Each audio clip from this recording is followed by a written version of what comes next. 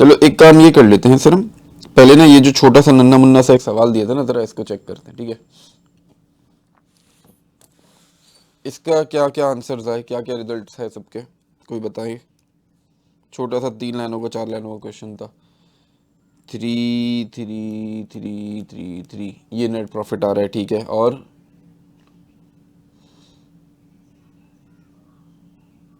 कोई 3 3 2 5 0, नहीं बोनस नहीं, प्रॉफिट बताओ सिंपली। 1 6 6 6 7, चलो ठीक है। 3 3 3 3 3, ठीक है। बस, और बाकी सब क्या रोज़ा रखे हुए थे हैं भाई?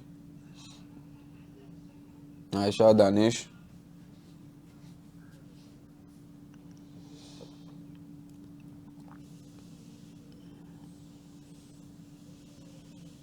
चलो मैं सॉल्व करता हूँ उसको ज़रा। उम्मीद है सर आप लोगों का सही आंसर होगा कोई एक इसमें से। देखो भाई, सबसे पहले अगर मुझे पीएनएल बनाना है, मैं बोलूँगा कि मेरे पास सेल्स का नंबर आ रहा है कितने का, 45,000 का, ठीक है। फिर उसके बाद मैं कहूँगा भाई कॉस्ट ऑफ गुड्स सोल्ड है कितने की, 12,000 की। ये मैंने माइनस किया तो मेरे पास रिजल्ट आएगा कितना, ग्रॉस प्रॉफिट कितना आएगा मेरे पास,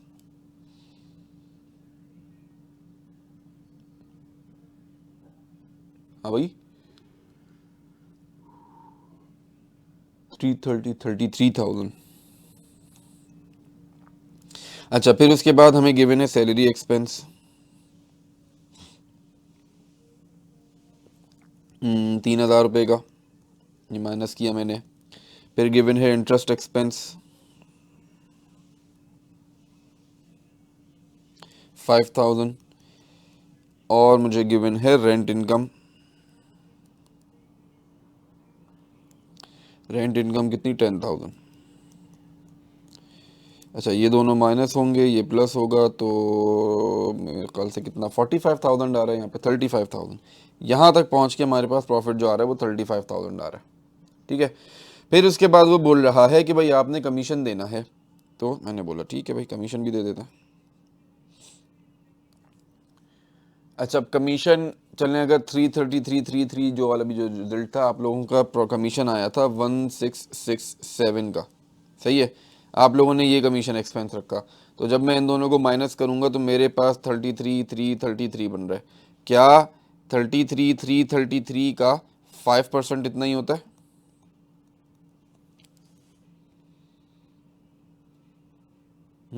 33,333 का अगर 5% लूँ तो यही जवाब आता है। बस बेहतरीन हो गया सर। देखिए कहानी क्या थी, जिनका अगर नहीं आया तो उनके लिए रिपीट कर दूं। सर अगर आपने ऐसे सॉल्व करा होता कि भाई ये जो 35,000 है, मैं टीसी को मल्टीप्लाई कर दूं 5% से और मैं अपने पास रिजल्ट निकाल लूं, तो सर उसमें पता है मसला क्या होता। देखो सवाल ने हमें बोला है कि नेट सेल्स मैनेजर जो है उसको कमीशन मिलना है 5% ऑफ नेट प्रॉफिट। अब नेट प्रॉफिट क्या होता है सर?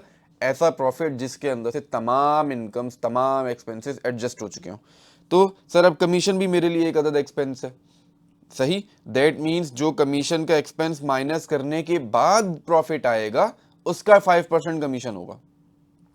तो मैंने कहा कि भाई ऐसे कर लेते हैं, हम इसको ऐसे समझ लेते हैं, एक मिनट ये क्यों मिटा दिया मैंने हम इसको ऐसे समझ लेते हैं कि भाई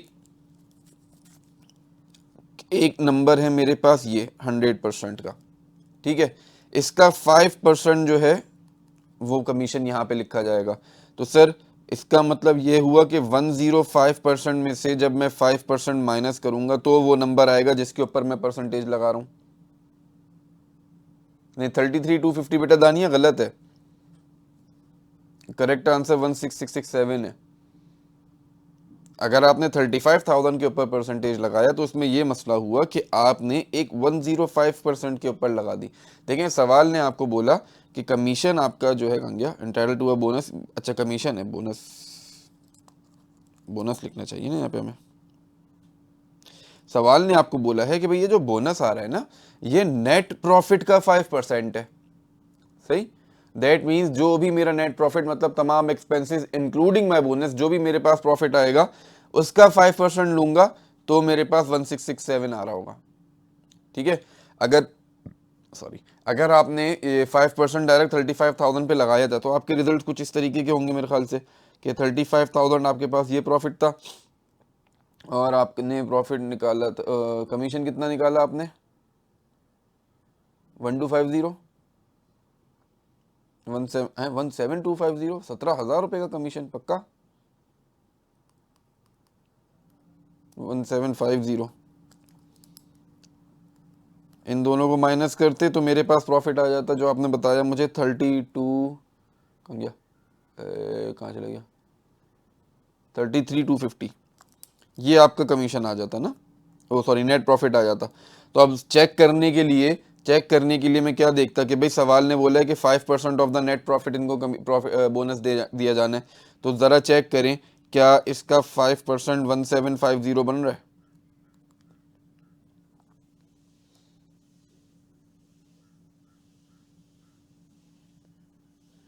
नहीं 1662.5 बन रहा है जैसे आपने बताया।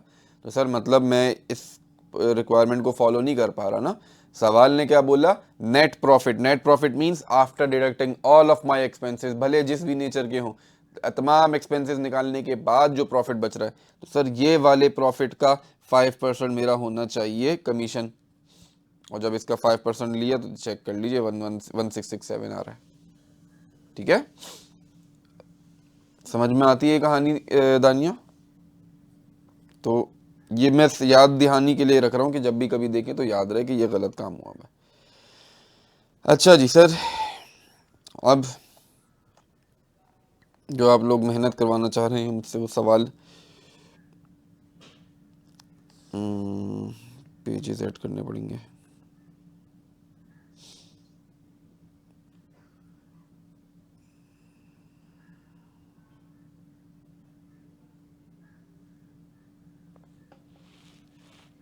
कहाँ चला गया,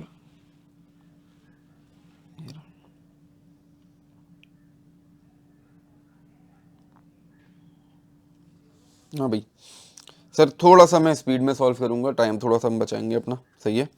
तो साथ रहिएगा, जहाँ मसला हो वहाँ बता देगा, मैं हल्का हो जाऊँगा, वरना मैं स्पीड थोड़ी सी तेज़ तेज़ रखूँगा। ठीक है भाई। अच्छा देखें भाई, क्वेश्चन नंबर 1 के हिसाब से एंड क्वेश्चन के हिसाब से सबसे पहली चीज़ हमने कल क्या एग्री करी थी कि भाई ये परपीचुअल बेसिस ऑफ अकाउंटिंग पे काम चल रहा है। ठीक है, क्यों? क्योंकि परचेजेस का लेजर का ही नहीं और स्टॉक का जो बैलेंस गिवन है वो हमें क्लोजिंग बैलेंस का गिवन है। ठीक है, अब एडजस्टमेंट्स अगर हम पढ़ना शुरू करते हैं तो बोल रहा है कि while carrying out the physical stock count inventory count at year end following matters were identified.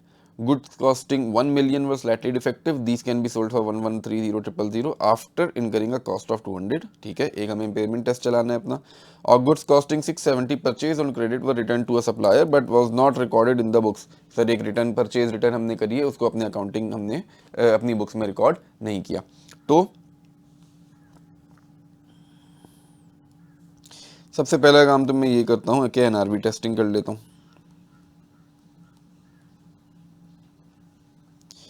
मैं क्या बोलूँगा कि भाई मेरे पास एक प्रोडक्ट है जिसकी कॉस्ट इतनी है 1.1 मिलियन, नहीं सॉरी सिर्फ और सिर्फ 1 मिलियन, तो मैंने कॉस्ट रखी 1 मिलियन की।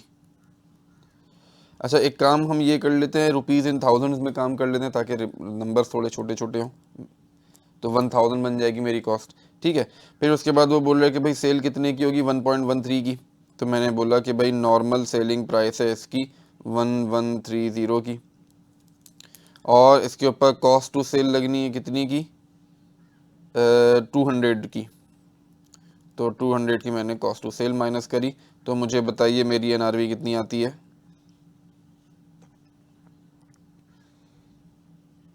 930 इन दोनों को माइनस किया तो मेरे पास एनआरवी का लॉस कितना आ रहा है 70 रुपीज़।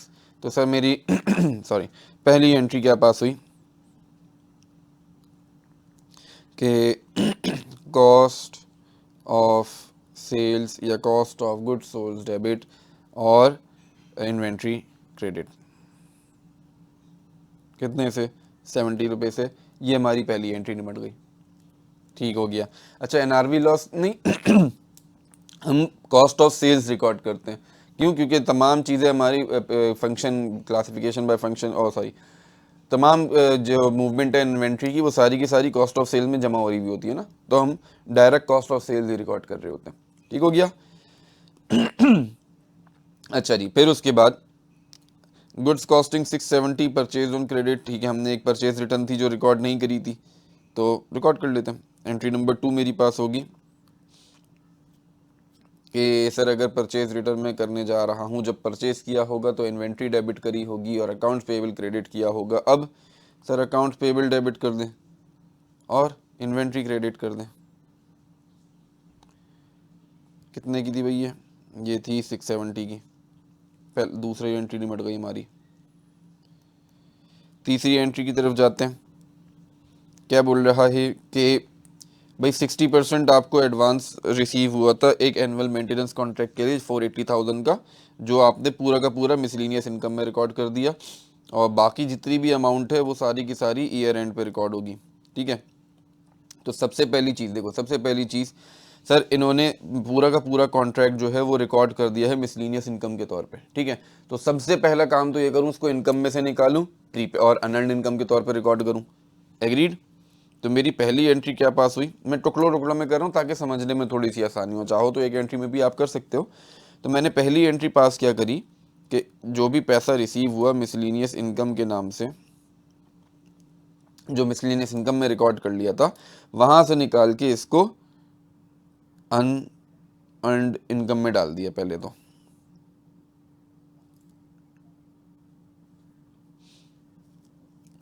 कितने सर को, अच्छा देखो 60% रिसीव हुआ है foreign annual maintenance contract of 480,000। Sir advance कितना है हमारा? 480,000 का, उसका 60% रिसीव हुआ है हमें। तो बताइए क्या रिजल्ट आता है जी बेटा तमीम? 480 का ना ना ना ना ना बेटा, ना ना ना ना ना, तो 800 नहीं बेटा, 800 नहीं। देखें, सवाल बोल रहा है कि सर आपने 60% का एडवांस रिसीव किया है। अच्छा, ट्रांजैक्शन 2 में मिस करके चला गया।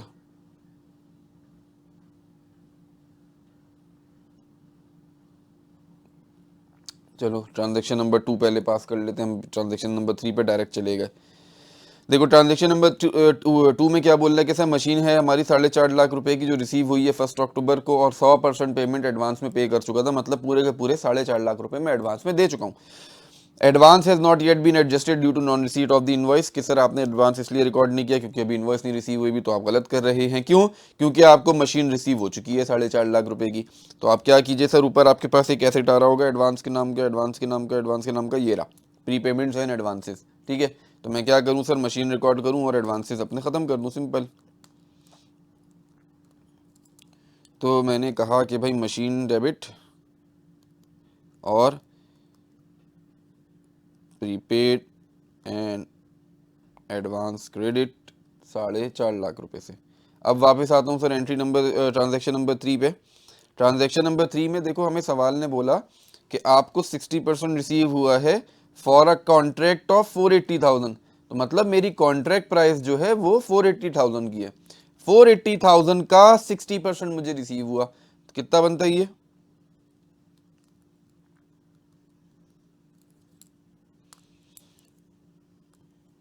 288,000। मिसली डेप्रिसिएशन हफ्ता पूरी एक साथ निकाल लेंगे ना।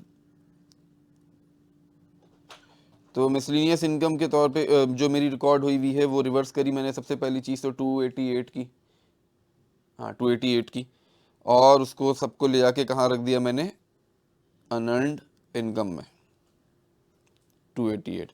सर अब नेक्स्ट स्टेप है मेरे पास कि जो एनुअल मेंटेनेंस कॉन्ट्रैक्ट स्टार्ट हुआ है कौन सी तारीख को? 1 अक्टूबर को। सर 1 अक्टूबर से लेके 31 दिसंबर तक जो 3 महीने गुजरे हैं, इसके ऊपर इनकम भी रिकॉर्ड करनी चाहिए मुझे। तो साथ ही साथ अगली एंट्री मैंने पास करी कि सर अनअर्न्ड डेबिट किया,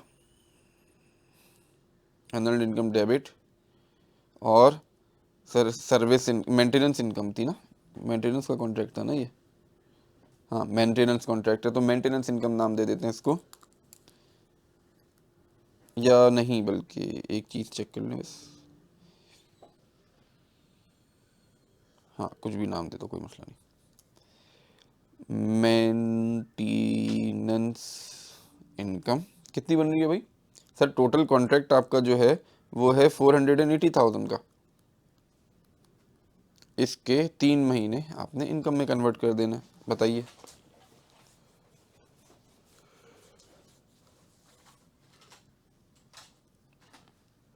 वन 120 ठीक हो गया भाई। है 168। अरे भाई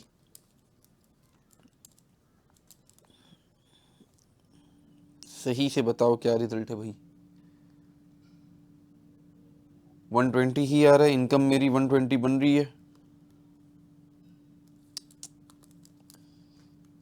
120 ठीक हो गया। अच्छा जी, फिर उसके बाद ट्रांजैक्शन नंबर 4 क्या बोल रहा है कि भाई maintenance service of 150,000 were rendered in December but income has been recorded in January on the receipt of amount. Sir अगर दिसंबर में मैंने सर्विसेज प्रोवाइड कर दी हैं तो भले से इनवॉइस रिसीव हुई हो सॉरी इनवॉइस करी हो या ना करी हो, भले से पैसे रिसीव किए हो या ना किए हो, सर इनकम तो रिकॉर्ड हो जानी चाहिए क्योंकि सर्विसेज तो दे चुका हूँ। तो सर एक इनकम मजीद रिकॉर्ड कर लेता हूँ मैं। एंट्री नंबर कौन सी, ये 5 हमारी एंट्री है कि sir maintenance income receivable, maintenance receivable debit और मेंटेनेंस इनकम क्रेडिट बाय 150। ये आ गई एंट्री नंबर 5। एंट्री नंबर 6 पे जाते हैं तो सर बोल रहे भाई रेंट एंड इंश्योरेंस के अंदर बहुत सारे मसले हैं। पहला मसला कि भाई एनुअल इंश्योरेंस प्रीमियम जो है उसके अंदर 8 लाख रुपए पड़े हुए हैं हेल्थ पॉलिसी के, जो टीई के डिपार्टमेंट हेड्स और owners of the family member के लिए की इंश्योरेंस पॉलिसी के लिए यूज़ किए गए। तो सर हमने कल एग्री किया था कि ये जो ओनर की फैमिली मेंबर्स के जितना भी है सबसे पहले तो इसको बाहर निकालना है मुझे। 5 रह गया, 5 अभी तो, अच्छा 5 रह गया, क्या हो गया आज। सर 5 वाले में क्या बोल रहे हैं कि भाई आपने interest on the loan is paid in arrears on 1 April 1 October, interest accrued for the quarter ended 31 December has been credited to loan account. Sir हमने इसमें कल क्या एग्री किया था कि भाई इंटरेस्ट कैलकुलेट हो चुका है, जितना कैलकुलेट होना था सब हो चुका है। बस मसला क्या हुआ कि सर इंटरेस्ट एक्सपेंस डेबिट करके जो इंटरेस्ट पेबल क्रेडिट करना था आपने गलती से उसको लोन पेबल में क्रेडिट कर दिया। तो हमारी करेक्शन क्या होनी है कि सर लोन पेबल से निकाल के उसको इंटरेस्ट एक्सपेंस में डेबिट करना है। कल हमने इसकी अमाउंट वगैरह भी कैलकुलेट कर ली थी। तो लोन पेबल डेबिट और इसकी जगह आप क्रिएट कर लिए interest payable credit. Sir interest expense कहाँ चला गया। सर इंटरेस्ट एक्सपेंस रिकॉर्ड हो गया, उसमें कुछ काम करने की ज़रूरत नहीं है। क्यों? क्योंकि सवाल ने बोला है ना ये चीज़ कि इंटरेस्ट प्रीमियम, सॉरी कहाँ चला गया, ये रहा, interest accrued for the quarter. Interest इन्होंने अक्रू कर लिया, हमें दोबारा अक्रू करने की ज़रूरत नहीं है। दैट्स इट, ठीक हो गया। तो अब सर मुझे याद पड़ रहा है कि जो हमारी अमाउंट आई थी वो 150 की आई थी, ऐसा। हाँ तो कैसे आई थी मैं वो भी याद दिलाने के लिए दोबारा लिख देता हूँ। हमने कहा था कि भाई एक ओरिजिनल लोन बैलेंस है, सही है, या एक ओरिजिनल लोन बैलेंस था, इसके ऊपर इंटरेस्ट लगाया गया था 12% का फॉर 3 मंथ्स, सही। जो भी इंटरेस्ट आया था वो ओरिजिनल लोन बैलेंस के अंदर ऐड कर दिया गया था। तो मेरे पास रिजल्ट ऊपर ट्रायल बैलेंस दे रहा था 5150। तो जब आपने फॉर एक्स इसको सॉल्व किया तो आपके पास रिजल्ट आया 5000 का।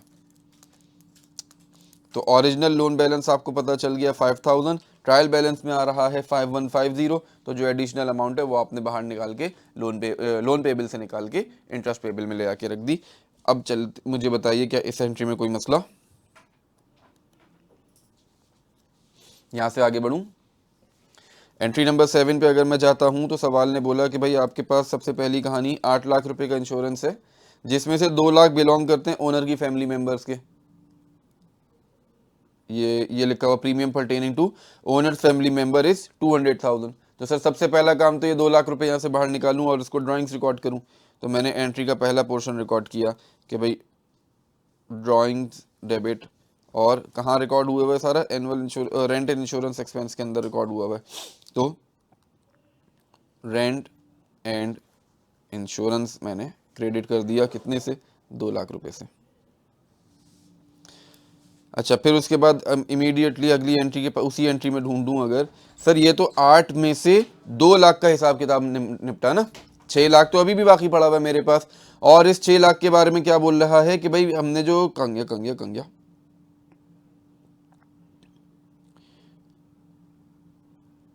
कि हाँ कि सर प्रीमियम जो है हमारा 30 जून 2080 को ख़त्म हो रहा है, पॉलिसी जो है हमारी 30 जून 2080 को ख़त्म हो रही है।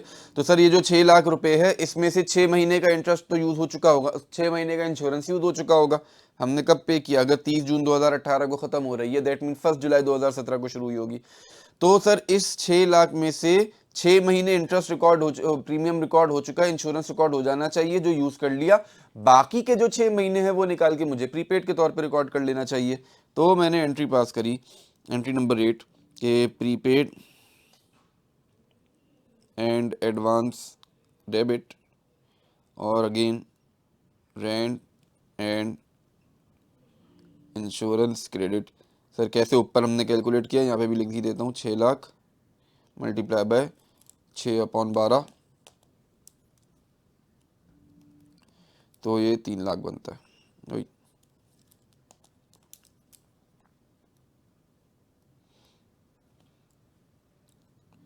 अच्छा जी, फिर अगली एडजस्टमेंट क्या है?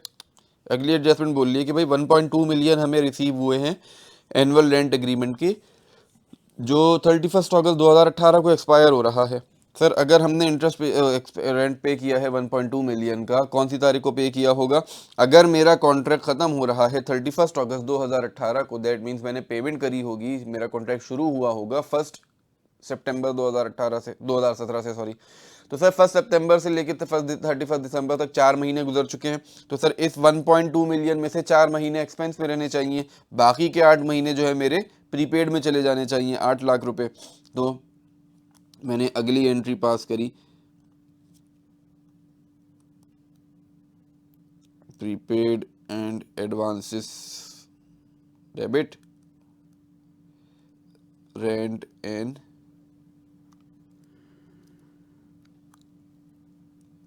इंश्योरेंस क्रेडिट 8 लाख रुपए। मुझे बताइए कि ये सारी एंट्रियां समझ में आती हैं जो रेंट एंड इंश्योरेंस के लिए पास करी हमने?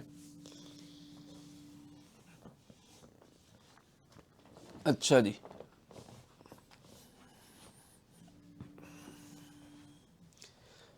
आगे बढ़ते हैं सर।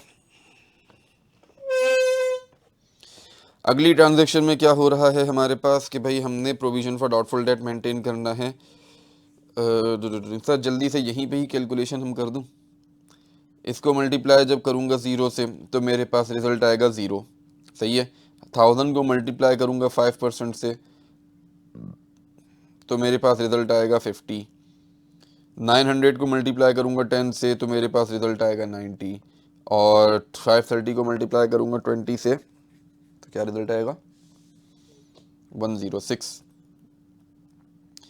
सर मेरा क्लोजिंग प्रोविजन कितना बन रहा है? 50, 90 और 106।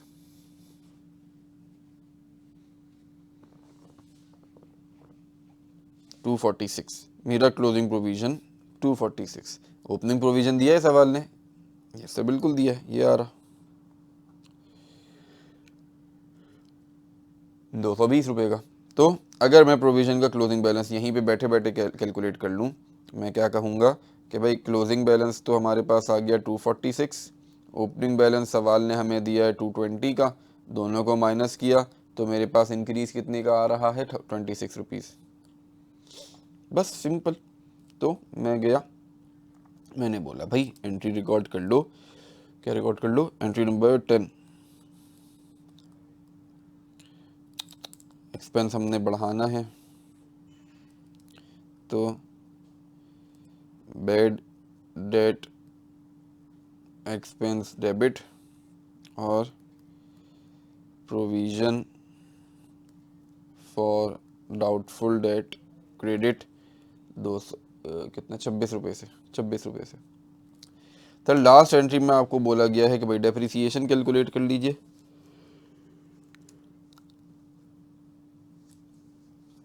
सर प्रोविज़न में एक चीज़ मैं मिस कर गया कि कोई रिसीवेबल की तो कोई एडजस्टमेंट हमने नहीं करी थी ना। बस सही है, अगर रिसीवेबल में एडजस्टमेंट नहीं है तो फिर कोई मसला नहीं है हमारा सर, हम सही चल रहे हैं बिल्कुल। ये नीचे खिसक गया किसी वजह से। अच्छा जी, सर लास्ट पोर्शन हमारा रह गया डेप्रिसिएशन की एंट्री का, ठीक है। जो एंट्री हमारी पास होनी है एंट्री नंबर 11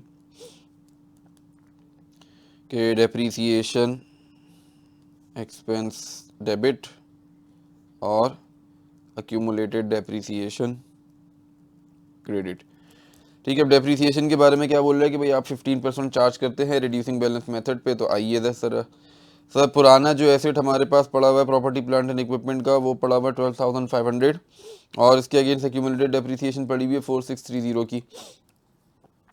तो मैं अभी टेबल नहीं बना रहा, डायरेक्ट ही कैलकुलेट कर रहा हूँ। कितना था 12,500 माइनस 46 कितना 4630 के को मल्टीप्लाई करूँगा मैं 15% से, तो ये मेरे पास डेप्रीसिएशन आ जाएगी उन एसेट्स की जो साल के शुरू से मौजूद हैं। प्लस सर एक डेप्रीसिएशन और कैलकुलेट करनी है नए वाले एसेट्स पे, जो मेरे पास मशीन आई है एक, ये अभी कहीं पे आई थी ना, कहाँ चली गई, ये रही मशीन, 4.5 लाख रुपए की मशीन आई।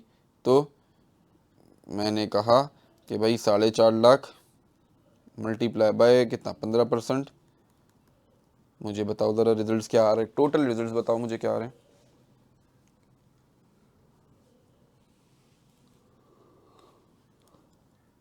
1248 1248। हाँ, मशीन की डेप्रीसिएशन में एक चीज़ हम भूल के चले गए अब सर, वो ये कि इसकी डेप्रीसिएशन तो सिर्फ 3 महीने की चार्ज होनी है। तो अब मुझे बताओ शाबाश क्या रिजल्ट आ रहा है।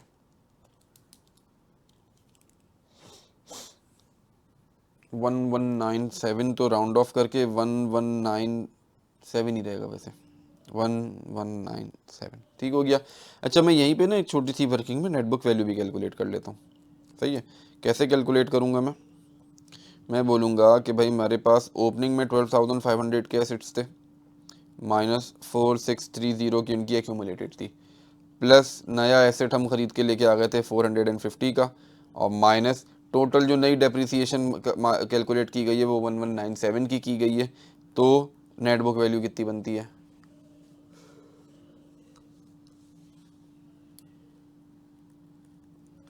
7123, ठीक हो गया। सर मुझे बताओ इसके आगे ले जाओगे खुद से या मैं लेके जाऊं, P&L और बैलेंस शीट खुद से बना लोगे या मैं बनवा दूं।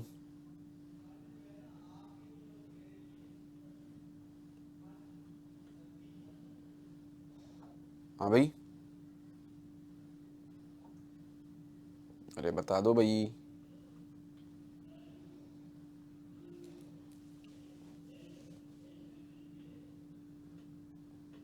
यहाँ तक सही हुआ है, आगे का मसला हो रहा है। चलो आओ दोबारा बाकी का भी सॉल्व कर लेते हैं। तो सर अगर मैं एक मरतबा ट्रायल बैलेंस के पास जाऊँ, ज़रा कोडिंग कर लें हम अपनी। तो मेरे पास है करंट एसेट, मेरे पास है करंट एसेट, मेरे पास है current asset, current asset, non current asset, capital, expense, expense नहीं बल्कि COGS, expense, expense, expense, expense, expense, expense, current liability, current liability, current asset, फिर non current asset, 12% long term loan आपके पास, non current liability, capital, revenue, income, ठीक हो गया। तो sir revenue में एक ही आइटम हमारे पास इन टोटल आया, तो मैंने कहा कि भाई मैं बनाने जा रहा हूँ P&L, सही है। तो मैंने कहा सबसे पहली चीज़ कि भाई सेल्स हमारे पास आ रही है कितने की। सर सेल्स जो हमें गिवन है सवाल में वो है कितनी, ये रही 35 to 30 की। और सर सवाल के अंदर कहीं पे भी हमने सेल में कोई एडजस्टमेंट नहीं करी, तो 35 to 30 वैसे ही लिख दिया मैंने। फिर उसके बाद अगली चीज़ आती है cost of sales. Cost of goods sold में मुझे याद पड़ रहा है कुछ एडजस्टमेंट मैंने करी है। तो सर जो कॉस्ट ऑफ गुड्स सोल्ड हमें सवाल ने दी थी वो अमाउंट कितनी थी, या नीचे थी कहीं पे, ये रही 23,580 की, ठीक है। तो मैंने लिखा भाई 23,580, और इसके अंदर एक एडजस्टमेंट हमने करी कि कॉस्ट ऑफ सेल को एनआरवी लॉस की वजह से मैंने डेबिट किया था 70 रुपीज़ से, तो इसी के अंदर ले जाके मैंने 70 रुपीज़ ऐड कर दिए। रिजल्ट बताइए शाबाश।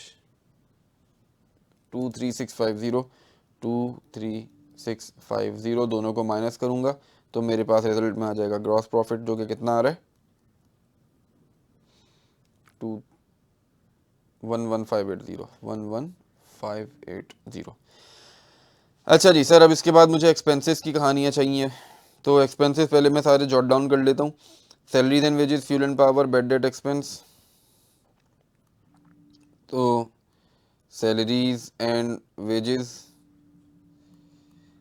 Fuel and power,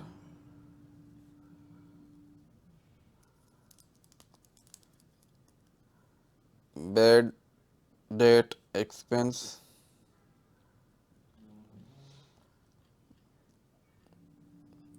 bad debt के बाद rent and insurance, repair and maintenance और financial charges. Rent and insurance, repair and maintenance, financial charges. और क्या भाई? फिर सर नीचे आ रही है एक मिसलिनियस इनकम। मिसलिनियस इनकम याद होगा हम पूरी की पूरी ख़त्म शायद नहीं करी हमने।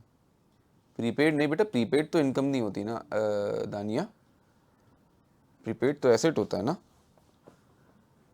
प्रीपेड एक्सपेंसेस, हाँ तो वो सारे इसी में आ रहे हैं ना। अभी एक एक एडजस्टमेंट देखते जाएंगे, जो जो होगा वो यहाँ पे डालता जाऊँगा मैं, ठीक है।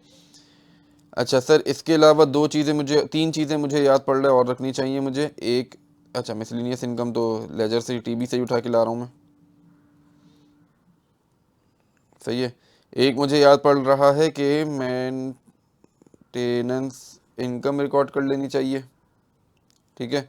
और एक डेप्रीसिएशन एक्सपेंस रिकॉर्ड कर लेना चाहिए। बाकी हम फिर अपनी एडजस्टमेंट्स देख देख के हिसाब किताब करते हैं, ठीक है।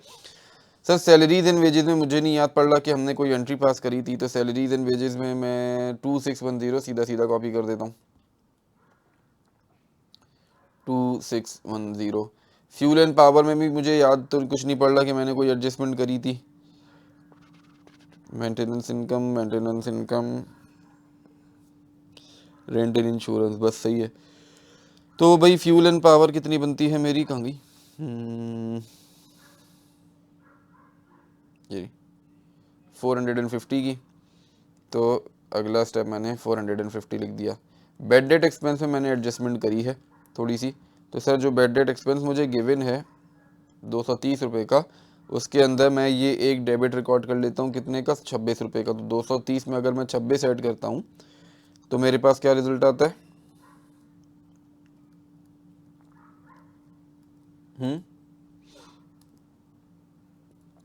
256, ये माइनस करा दिया मैंने। फिर उसके बाद रेंट एंड इंश्योरेंस में काफ़ी सारी एडजस्टमेंट्स है हमारे पास। तो सर सबसे पहले तो मैं उठा के ले आऊँ कि गिवन कितना है। गिवन है 2900 का, ठीक है, ये रहा 2900। अब इसके अंदर अंदर रेंट एंड इंश्योरेंस की कितनी एडजस्टमेंट्स की गई हैं?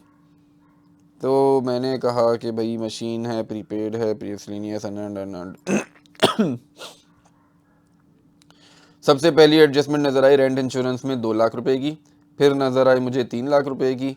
और फिर नज़र आई मुझे 8 लाख रुपए की। 200, 300 और 800, सब में रेंट इंश्योरेंस, रेंट एक्सपेंस जो है वो क्रेडिट होता चला जा रहा है। तो ये सारी चीज़ें यहाँ से माइनस कर दूँ, -200, -300 और -800। तो मुझे बताओ क्या रिजल्ट्स आते हैं। इसके अलावा हमारी रेंट इंश्योरेंस में कोई एडजस्टमेंट नहीं थी, तो 1600 रुपये की एडजस्टमेंट के हिसाब से मैंने 1600 माइनस करा दिए यहाँ पे, ठीक हो गया। Repair and maintenance, there was no adjustment, तो मैं रिपेयर एंड मेंटेनेंस सीधी सीधी उठा के ले आता हूँ, 920 की, माइनस किया। फाइनेंशियल चार्जेस 700 के मेरे ख्याल से गिवन है, 700 भी यहाँ से माइनस किया। अच्छा जी, फिर उसके बाद sir miscellaneous income. Sir miscellaneous income जो गिवन है हमें वो मौजूद है टोटल मिला के, अल्लाह भला करे, कहाँ गई, 940 रुपीज़ की। और इसके अंदर थोड़ी सी मैंने एडजस्टमेंट पास करी है। क्या एडजस्टमेंट पास करी है भाई? मिसलिनियस इनकम ये देखिए डेबिट होती हुई नज़र आ रही है 288 रुपीज़ से। तो मैं गया और मैंने इसके अंदर 288 माइनस कर दिए, डेबिट हो रहे थे क्योंकि। क्या रिजल्ट आता है?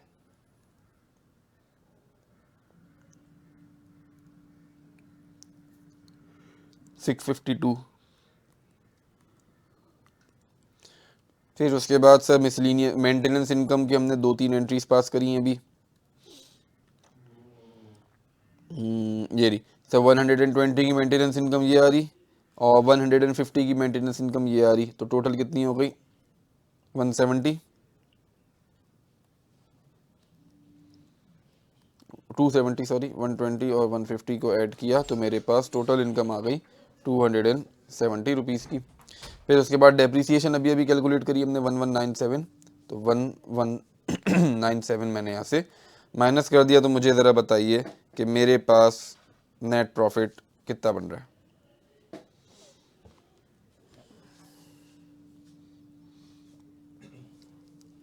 Three four six five. मुझे बताइए प्रॉफिट्स है 2925। अरे भाई एक मरतबा सही से बता दो।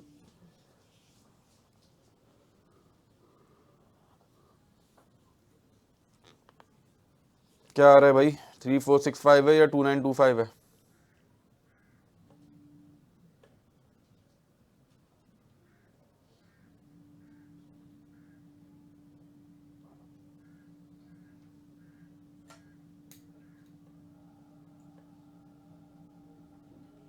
थ्री फोर सॉरी 3465 है, तो मैंने 3465 लिख दिया। मुझे बताओ प्रॉफिट तक में कोई मसला?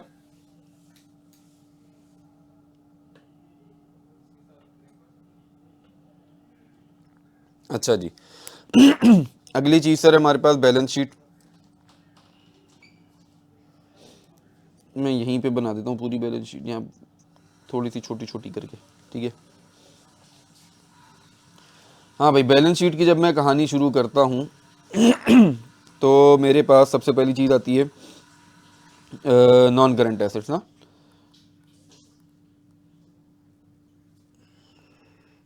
नॉन करंट एसेट्स में मेरे पास प्रॉपर्टी प्लांट एंड इक्विपमेंट एक ही चीज़ मौजूद है बस,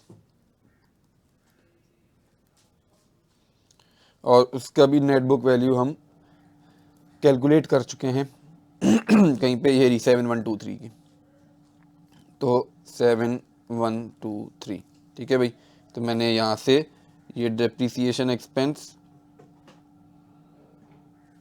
अल्लाह, और एक मिनट रुकिए, ये थोड़ा सा नीचे खिसक गया, ठीक है। और एक्यूमुलेटेड डेप्रिसिएशन वाला पोर्शन भी यहाँ से निपटा दिया। अच्छा, इसी के साथ साथ ऊपर जो मशीन डेबिट हो रही है वो वाला पोर्शन भी निपटा दिया ना, उसकी भी एडिशन मैंने रिकॉर्ड कर ली, ठीक है। अब मैं आता हूँ अपने करंट एसेट्स के पास। करंट एसेट्स में हमारे पास जो चीज़ें मौजूद हैं उसमें एक अदद है इन्वेंट्री, उसमें एक अदद है अकाउंट्स रिसीवेबल, उसमें एक अदद है प्रीपेड एंड एडवांस,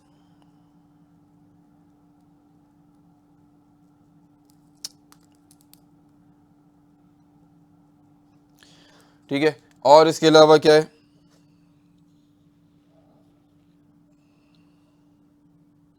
और कोई करंट एसेट? ट्रेड रिसीवेबल मैंने लिख दिया, स्टॉक लिख दिया, प्रीपेड एंड एडवांस लिख दिया, कैश एंड बैंक, बस कैश एंड बैंक बाकी बचा। अच्छा, कैश एंड बैंक भी मैंने यहाँ पे लिख दिया। सर जो हमें इन्वेंट्री का बैलेंस गिवन था उसके अंदर हमने थोड़ी सी एडजस्टमेंट करी थी। तो इन्वेंट्री का बैलेंस जो मुझे गिवन है दैट वाज 3900, और मैंने जो एंट्री पास करी है, दो एंट्रियाँ बिल के पास करी हैं, एक 70 की और एक 670 की। तो 2900 माइनस 70 माइनस 670, क्या रिजल्ट आता है?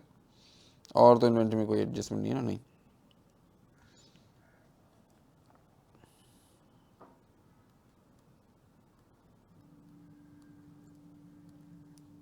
2160। फिर उसके बाद सर अकाउंट रिसीवेबल में हमने वैसे तो कोई एडजस्टमेंट नहीं करी, सिर्फ क्लोजिंग प्रोविजन एडजस्ट करना है, वो जो हम कैलकुलेट करके बैठे हुए हैं 246 रुपीज़ का। तो मेरे पास अकाउंट रिसीवेबल का बैलेंस आ कितना रहा है, 4400 माइनस 246। क्या रिजल्ट आता है भाई?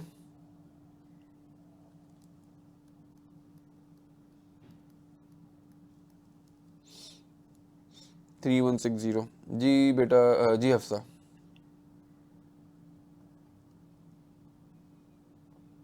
स्टॉक 3160 है बेटा। 3160 कैसे होगा हफ्सा? 2900 में से माइनस हो रहा है ना सब कुछ।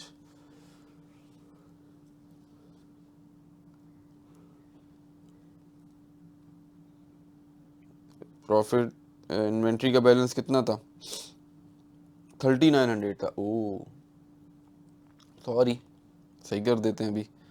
तो यहाँ पे 3 आ जाएगा और यहाँ पे भी 3 आ जाएगा, ठीक है। अकाउंट रिसीवेबल कितना बताया आप लोगों ने मुझे? 4154। 4154। सर प्रीपेड एंड एडवांसेस में हमारी काफ़ी सारी एडजस्टमेंट है, ठीक है। गिवन कितना है? मैं कहाँ गया? 1740 का गिवन है, ठीक है। तो मैंने आके लिखा यहाँ पे 1740। अब ज़रा कैलकुलेटर उठा लो साथ साथ, मैं कट करते जा रहा हूँ। प्रीपेड एंड एडवांसेस क्रेडिट, तो 1740 में से माइनस किया 450, फिर उसके बाद प्लस किया 300, प्लस किया 800, और बस 450 माइनस हुआ, 300 और 800 प्लस हुआ।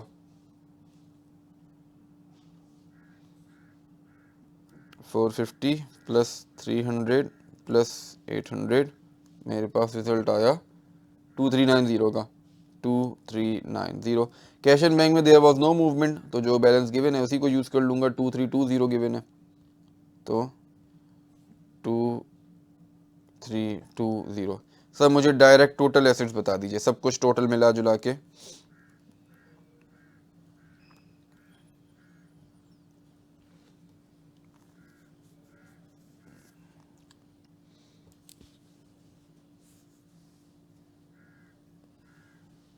One nine one four seven 19147। Advance में 150 अभी आएगा हैं, 150 बहुत अच्छे। एक चीज़ हम स्किप करके चले गए कि सर मेंटेनेंस रिसीवेबल भी तो है आपके पास, ये भी तो रिकॉर्ड कीजिए। और तो कोई चीज़ स्किप नहीं करके गए? नहीं, यही रह गया था बस। चलो ठीक है, इसको भी ज़रा जल्दी से रिकॉर्ड कर ले।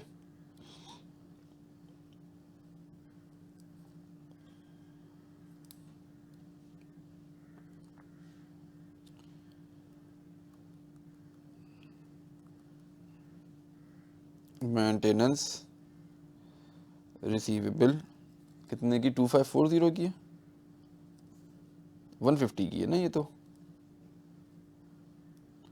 आप उसके अंदर अगर शामिल कर रहे हो तो ठीक है, हम यहाँ अलग से रख रहे हैं तो 150 यहाँ अलग से रख लेते हैं, ठीक है। 2390 के अंदर अगर आप शामिल करो तो भी सही है, कोई मसला नहीं है उसमें, ठीक है। चाहो तो अलग से रख लो, क्योंकि ये एडवांस नहीं है ना, ये ना ही प्रीपेड है, ये तो रिसीवेबल है ना हमारा हफ्सा, कि हमने सर्विसेज दे दी थी लेकिन उसकी इनकम रिकॉर्ड नहीं करी थी क्योंकि उसकी इनवॉइस रिसीव नहीं हुई थी, ठीक है। तो रिजल्ट अब मेरा हो गया 297। अब ज़रा आ जाते हैं हम सर क्रेडिट साइड पे ऑफ द बैलेंस शीट। तो उसमें सबसे पहली हेडिंग लगाऊंगा मैं अपने कैपिटल की। सर ओपनिंग कैपिटल सवाल ने जो मुझे दिया, कहाँ गया कहाँ गया कहाँ गया, कहाँ है भाई, ये रहा 6000 का।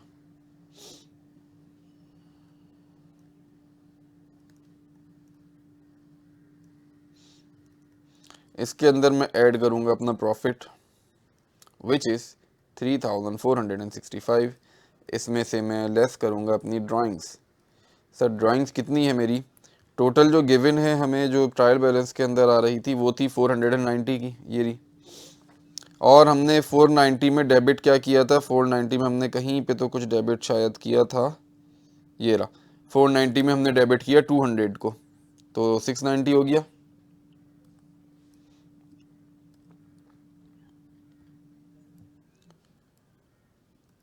तो 490 प्लस 200 इज इक्वल्स टू 690, ये मैंने माइनस करा दिया। तो बताइए मेरा क्लोजिंग कैपिटल कितना बनता है?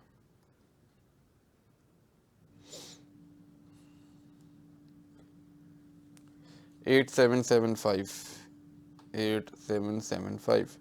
फिर उसके बाद अगली चीज़, नॉन करंट लायबिलिटी, जिसमें हमारे पास है एक अदद लोन 5000 रुपये का, लिख दिया। फिर उसके बाद सर हमारे पास आती हैं करंट लायबिलिटीज़। करंट लायबिलिटीज़ में सर एक अदद तो मुझे याद है अकाउंट्स पेएबल है, इसके अलावा क्या है वो कुछ भी नहीं याद मुझे। आओ चल के देखते हैं। अच्छा, अकाउंट्स पेएबल मुझे कितना गिवन है, अल्लाह भला करे, कांगिया कांगिया कांगिया, ये रहा। Accrual and other pre payables भी आ रहा है 3250 और 1320, 3250। और था मेरे पास अक्रूवल्स एंड अदर पेएबल्स, कितनी थी वो कंगई 1320 की, तो वो भी एंड वैल्यू मैंने रिकॉर्ड कर ली 1320। इसके बाद मुझे याद है कि सर एक अदद हमारे पास अनअर्न्ड इनकम भी आई थी, सही है। अच्छा, यहाँ पे तो हिसाब किताब पूरा करें, लोन पेबल निमट गया हमारा, और इंटरेस्ट पेबल भी चलो नज़र आ गया, वो भी रिकॉर्ड कर लेते हैं।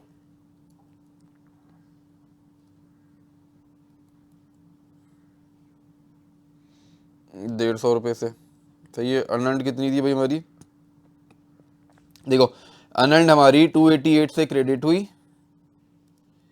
और 120 से डेबिट हुई, तो 288 माइनस 120 क्या रिजल्ट आता है, 168, 168। सर अब देख लें कोई एडजस्टमेंट मिस तो नहीं हो गई हमसे इन्वेंट्री। अच्छा, अकाउंट पेबल में सर हमने 678 किया था जो दानिया बाजी ने अभी बताया, तो सर उसको भी तो सही करके जाए, तो मैं कर लेता हूँ उसको। 3250 प्लस 670 क्या रिजल्ट बनता है भाई, 3920, 3920। ठीक हो गया, सारी एडजस्टमेंट्स हो गई। अब अकाउंट्स पेबल भी निमट गया, और मशीन प्रीपेड फलाना ढिमकाना, मेंटेनेंस रिसीवेबल, प्रोविजन, ये भी हम कर चुके हैं। हाँ भाई, अब बताओ क्या प्रॉफिट आ रहा है, ओह सॉरी प्रॉफिट बोल रहा हूँ, क्लोजिंग बैलेंस क्या आ रहा है टोटल।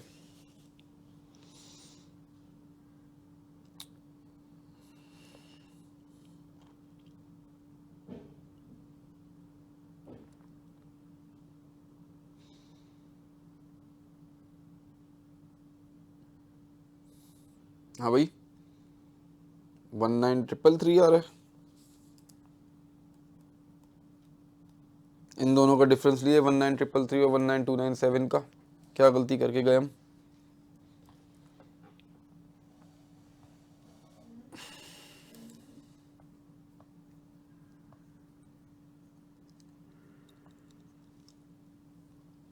थर्टी सिक्स की तो कोई एडजस्टमेंट मुझे याद भी नहीं आ रही।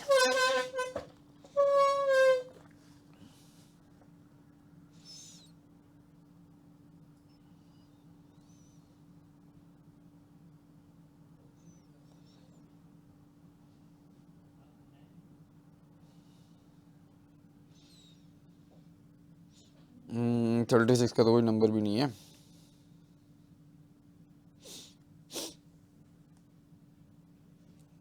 ट्वेंटी सिक्स है ना वो तो।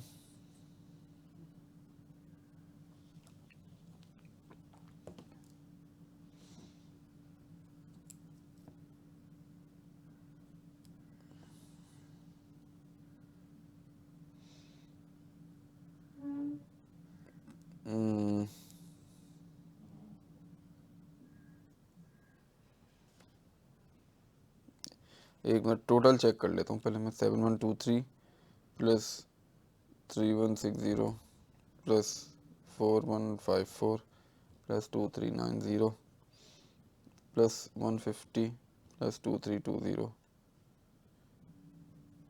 तो 219297 आ गया। ठीक है,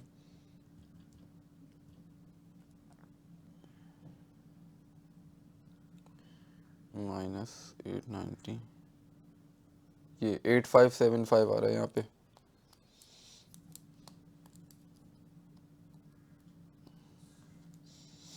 फिर से 9465 माइनस 690, नहीं 8775 ही आ रहा है, सॉरी। अच्छा जी, फिर इसमें ऐड कर देते हैं 5000 प्लस 3920 प्लस 1320 प्लस 168 प्लस 150 19333 आ रहा है। सही है, तो कैलकुलेशंस तो सही हैं। यहाँ पे भी चेक कर लेते हैं 36 का, तो डिफरेंस कहीं से बन भी नहीं रहा ना। ये चेक कर लेते हैं एक बार फिर। 230 माइनस 23650, ठीक है, 2610 450 256 1600 920 700 652 प्लस 270 और माइनस 1197। ठीक है, प्रॉफिट भी हमने सही निकाला। अब मैं एक चीज़ बस और चेक कर लूँ जो मुझे लग रहा है शायद गलत हो। 0 प्लस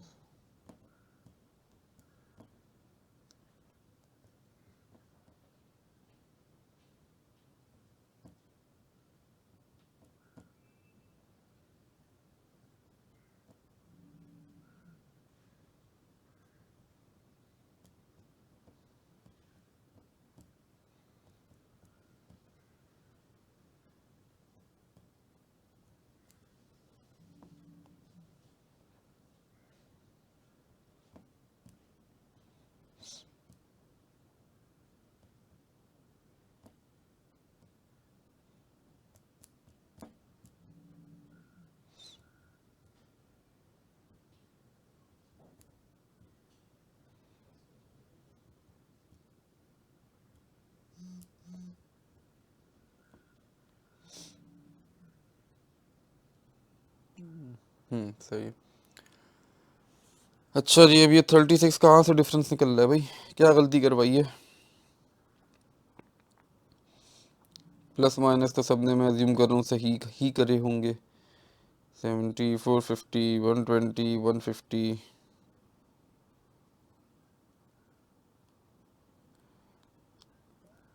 किसी का टैली हुआ था ना, कोई ये कह रहा था कि टैली हो गया है। कौन कह रहा था?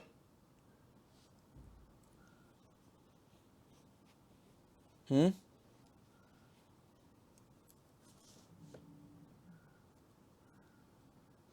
246 माइनस 220 26। अच्छा सही है। अच्छा सर, ये देख लेते हैं कॉस्ट ऑफ सेल 70 70 670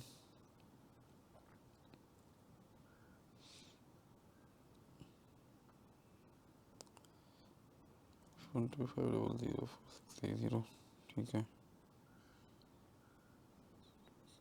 4630 ठीक है, plus 450 minus 1197 is equals to, ठीक है ठीक है।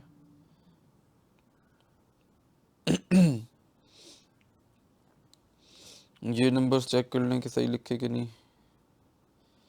सैलरीज 2610, फ्यूल एंड पावर 450, सही है। फिर उसके बाद 230 2900 920 230 2900 920, ठीक है। 700, ये तो नंबर याद है मुझे, ठीक है। 940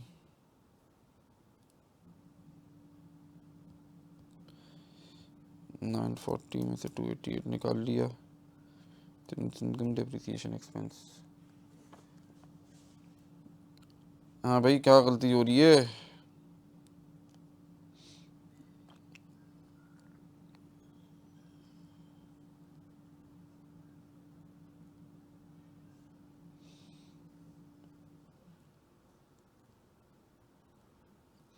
एंट्री में तो मसला नहीं है ना। देखो, मेरे अगर डेबिट क्रेडिट्स मैच हो रहे हैं ना, तो मेरी बैलेंस शीट मैच होनी चाहिए, भले से गलत एंट्री भी। इंटरेस्ट पेबल 150 रिकॉर्ड किया हुआ है। हाँ, इंटरेस्ट पेबल 150 रिकॉर्ड किया हुआ है।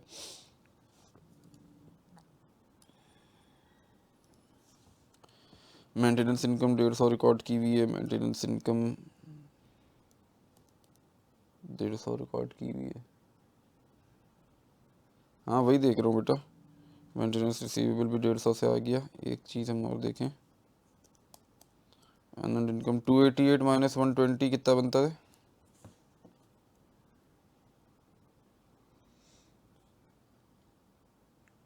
33 का डिफरेंस आ रहा है ना हमारा, माइनस 19297, 36 का।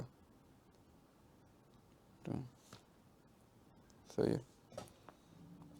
अच्छा जी, फिर उसके बाद और कहाँ भंड मारा होगा हमने? कैश एंड बैंक 2320 का उठा के लाए। 2320 का ही उठा के लाए। Trade receivable 4400, stock 3900।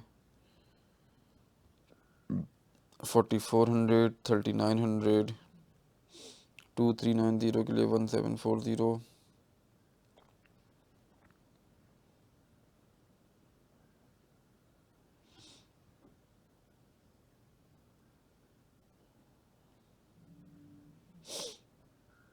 इन्वेंट्री में 70 और 670 माइनस किए। 70 670 माइनस किए।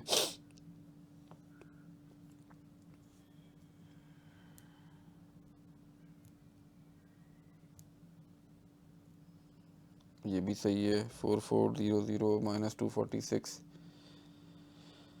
फिर उसके बाद 1740 माइनस 450 प्लस 300 प्लस 800, 2390 सही है। मेंटेनेंस रिसीवेबल 2320 सही है। फिर 490 690। एक मिनट, ड्राइंग्स कितनी गिवन है? 490 ठीक है। पेबिल 670 से कम हो रहा था।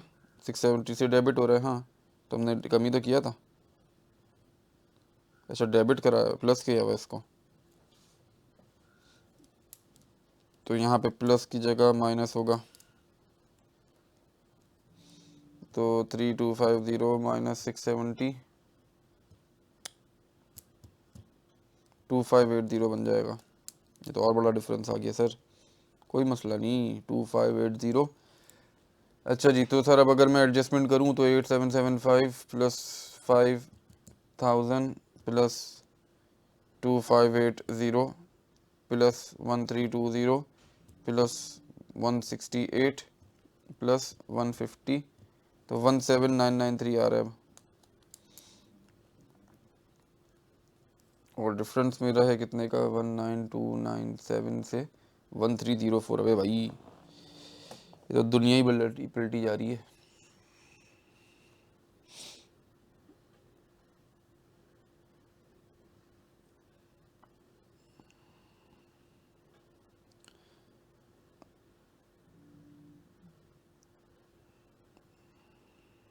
ये रही एक चीज़ और,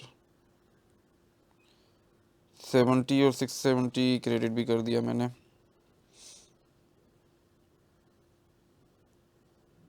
हाँ हाँ, मसला नहीं है, कुछ ना कुछ गलती करी हुई है, तभी ये डिफरेंस आ रहा है।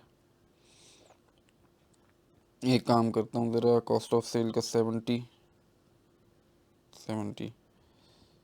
ठीक है। फिर इन्वेंट्री का 70, इन्वेंट्री का 70 ठीक है। फिर अकाउंट्स पेबल का 670 और इन्वेंट्री का 670।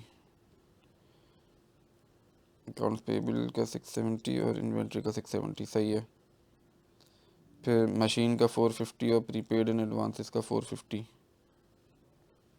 मशीन का 450 सही है और प्रीपेड एंड एडवांसेस का 450 सही है। फिर उसके बाद 288 का मिसलिनियस इनकम, 288 की मिसलिनियस इनकम, ठीक है। अनंड का 288 और 120, अनंड का 288 और 120, 288 120 माइनस करूँ तो कितना बनता है?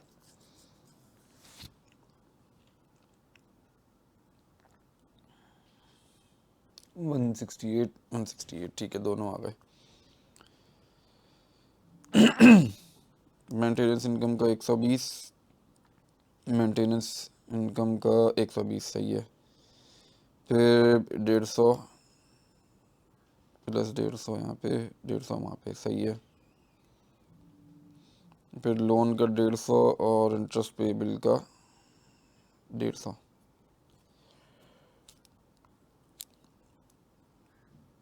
सही है। 200 और रेंट, ठीक है, तो ड्राइंग्स का 200, rent and insurance, rent and insurance में 200 सही है, ये भी हो गया। प्रीपेड में 300 और रेंट एंड इंश्योरेंस में 300, 300, 300 सही है। प्रीपेड में 800 और रेंट इंश्योरेंस में 800,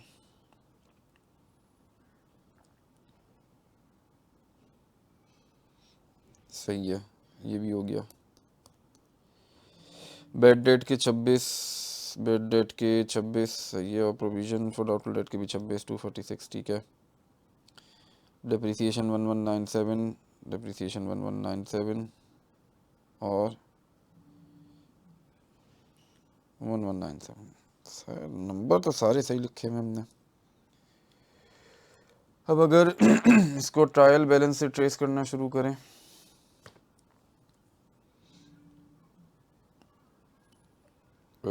cash and bank 2320, trade receivable 4400,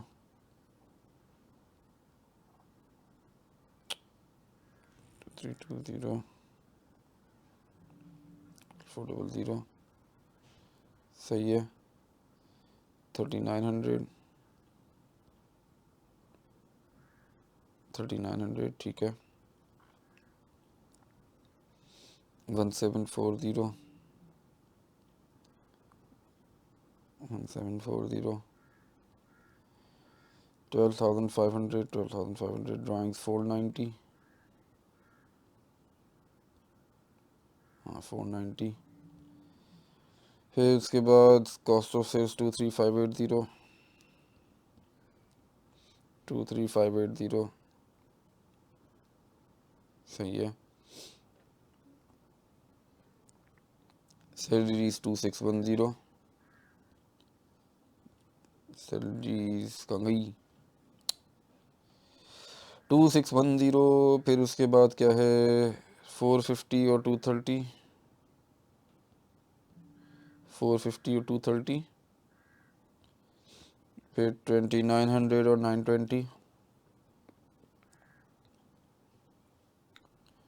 920 और 2900 ठीक है, दोनों आ गए। 700 के फाइनेंशियल चार्जेस, 700 के फाइनेंशियल चार्जेस भी आ गए। मिसलिनियस इनकम, अच्छा ट्रेड पेबल्स 3250 है, मैंने ये सही लिया, हाँ 3250। एक्रूड 1320, 1320 आ गया। फिर प्रोविजन 220, ये तो ओपनिंग है। फिर उसके बाद 4630 का एक्यूमुलेटेड, ये भी ओपनिंग है। 4630 मान सही है। फिर 5150 एडजस्ट कर लिया हमने, 6000 कैपिटल, 6000 6000 6000 ठीक है। 35 230 और miscellaneous income 940, miscellaneous income 940। Sir numbers तो हमने सारे सही लिए हैं, ठीक है। पीएनएल में किस तरफ मिस्टेक है भाई? नहीं नहीं, देखो मेरी अगर डबल एंट्री सेम हो रही है ना, तो पीएनएल भले से आगे पीछे भी हुआ मसला नहीं होता, अगर मेरी डबल एंट्री सेम है तो। थे तो डबल एंट्रीज तो हमने सही पास करी है ना।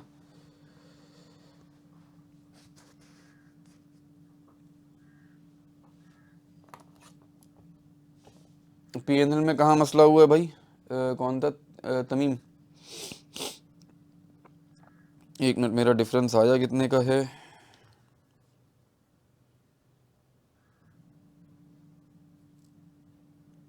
अच्छा,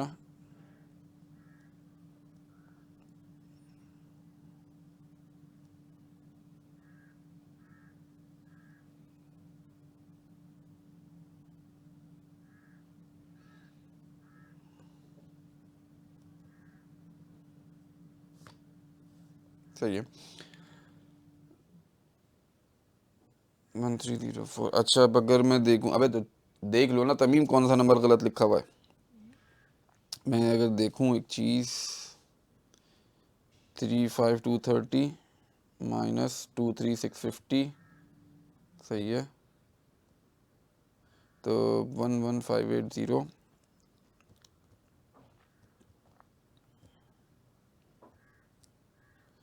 50, 256, 1600, 920, 700,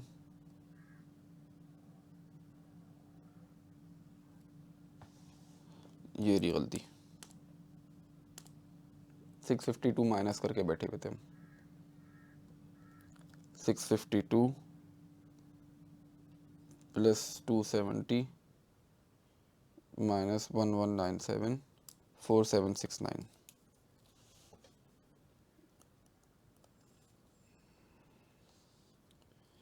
सर 4769 यहाँ पे भी रखूँगा।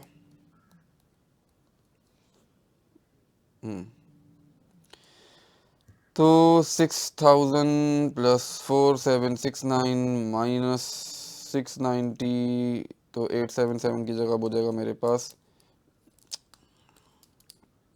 10079 प्लस 5000 प्लस 2580 प्लस 1320 प्लस 168 और प्लस 150, 19297। ठीक हो गया भाई, मैच हो गया मेरी बैलेंस शीट। कैलकुलेशन में हमने गलती करी थी, प्लस की चीज़ को माइनस कर दिया था। सही है। मुझे बताओ सवाल में कोई मसला? सवाल के कॉन्सेप्ट में तो कोई मसला नहीं था, कैलकुलेटर में हमारे मसला था बस। ठीक है। अच्छा जी, फिर उसके बाद सर अभी क्या टाइम हो रहा है? 11:30। हमारी क्लास है 1 तक की। ठीक है, मैं आपको दे रहा हूँ 15 मिनट का ब्रेक। सही। उसके बाद वाला जो क्वेश्चन है ये अब आप लोगों का होमवर्क है। पहले मुझे ये वाला सवाल सॉल्व कराना था, मैंने इसका सोल्यूशन पूरा का पूरा नीचे पेस्ट कर दिया। ठीक है,